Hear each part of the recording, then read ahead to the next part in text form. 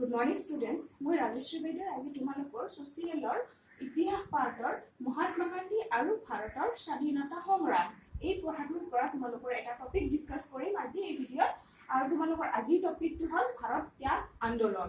এই আন্দোলনটো হৈছিল 1942 চনত আৰু ইংলিছত কোৱা হয় যাক কুইট ইণ্ডিয়া মুভমেণ্ট ভাৰত ত্যাগ আন্দোলনক। তোমালোকে পাইছে ভাৰতবৰ্ষৰ স্বাধীনতা সংগ্ৰামৰ তিনিটা আন্দোলন মেইনলি গুৰুত্বপূৰ্ণ কি আইন অমান্য অসহযোগ আৰু ভাৰত ত্যাগ। গতিকে ভাৰত ত্যাগ আন্দোলনটো লাষ্টৰ ফাৰ্ষ্ট ষ্টেজত হৈছিল ভাৰত ত্যাগ আন্দোলন। তোমালোকৰ মেট্ৰিকত এই তিনিটা আন্দোলনৰ ভিতৰত এটা আহিবই তো তোমালোকে গোটেই তিনিটাই মুখস্থ ৰাখিব লাগিব।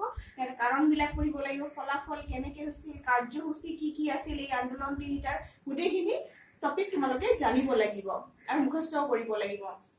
তো আজি তোমালোকক ভাৰত ত্যাগ আন্দোলনৰ বিষয়ে কম। এই আন্দোলনটো আৰু বেলেগ বেলেগ নামেদি জনা যায়, তো তোমালোকে নামবিলাকো জানিব লাগিব। ভাৰত ত্যাগ আন্দোলনৰ আন এটা নাম হ'ল আগষ্ট বিপ্লৱ, কাৰণ এই বিপ্লৱটো আৰম্ভ হৈছিল আগষ্ট মাহত, সেইকাৰণে এইটোক আগষ্ট বিপ্লৱ বুলিও কোৱা হয়। আনহাতে স্বাধীনতাৰ শেষ গণ সংগ্ৰাম বুলিও কোৱা হয়, 42ৰ গণ আন্দোলন বুলিও কোৱা হয়। তেনেকৈ বেলেগ বেলেগ নামেৰে এইটো জনা যায়। আৰু ইয়াৰ মেইন কাৰণকেইটা মই তোমালোকক লিখি উলিয়াইছো। ভাৰত ত্যাগ আন্দোলনৰ কাৰণবিলাক থুলমূল কেনেকৈ ক'ব পাৰো আমি।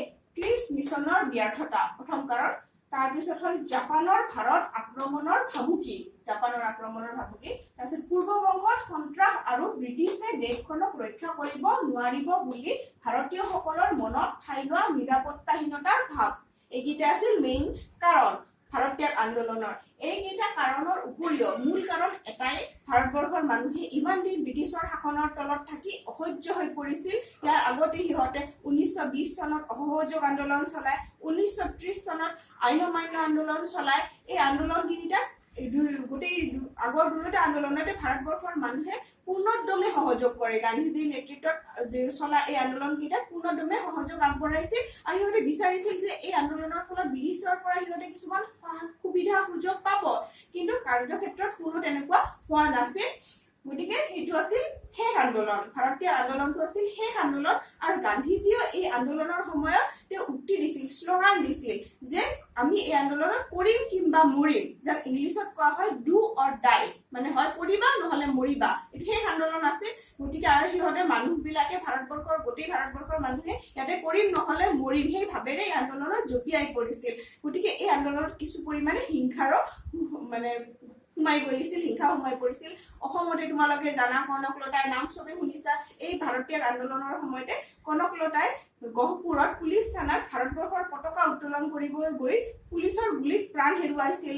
তাৰপিছত কুশল কোঁৱৰৰ নাম চবে শুনিছা তোমালোকে, কুশল কোঁৱৰে সৰু পথাৰত ৰেল বগৰাইছিল। গতিকে কিছু পৰিমাণে এই আন্দোলনৰ ভিতৰত হিংসা সোমাই পৰিছিল।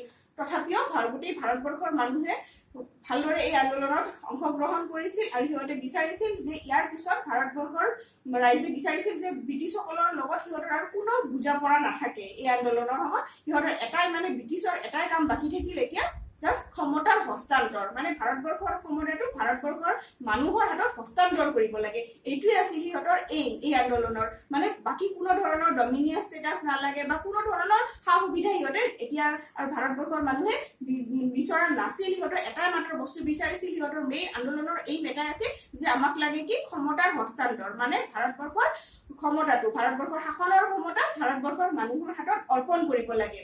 যদিও এই আন্দোলন বেছি দিন চলা নাছিল, কিন্তু আন্দোলনৰ ফলাফল আছিল সুদূৰ প্ৰসাৰী।